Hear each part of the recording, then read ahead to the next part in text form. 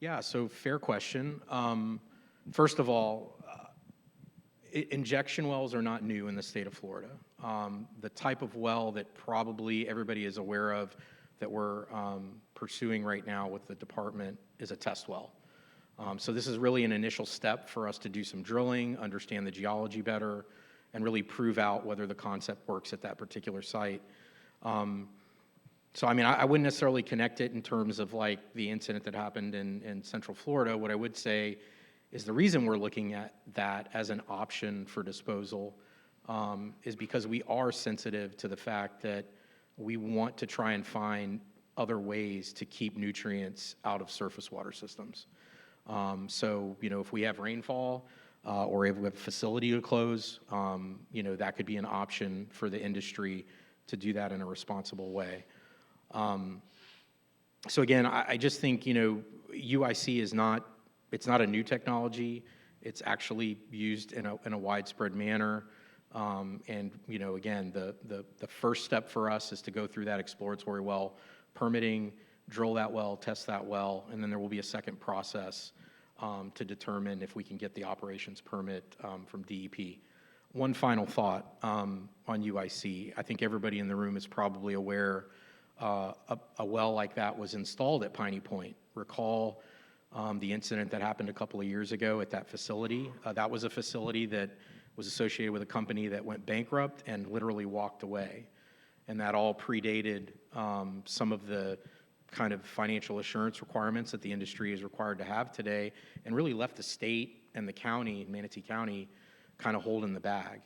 And I'll point out that there were probably some decisions made on how that property was used that maybe in hindsight, could have been better. But at the end of the day, they went through the process of getting the UIC well. And I think there was an article in the Times recently indicating that that facility is nearing closure. So that is going to be a good news story and one less thing that the area will have to deal with in terms of a potential risk for water quality for Tampa Bay. Ed, did you have something to add? Yeah, I just want to add to what Tino was explaining. I think what people don't realize, there's about 189 major permitted sources that have permits to discharge either to surface waters or groundwaters in Tampa Bay. So they're not the only entity that has a nitrogen load burden that is exploring these wells as disposal. And it's a trade-off, quite frankly.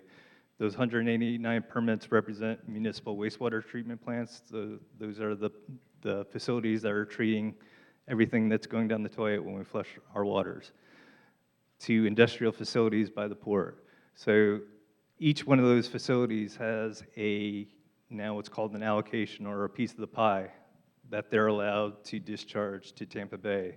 Those were decisions that we made early on to help protect and restore Tampa Bay to get it back to that pristine condition that I talked about back in 2016.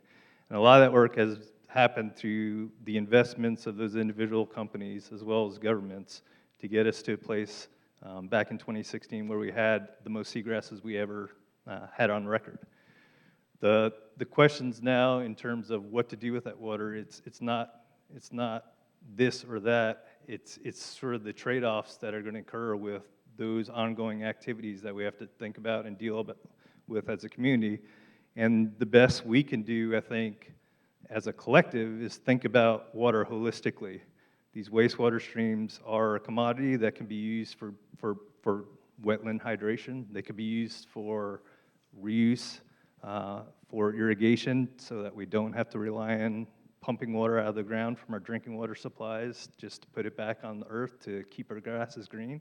So there's ways we could deal with this water more holistically and think about it more holistically in terms of benefits that matriculate to Tampa Bay.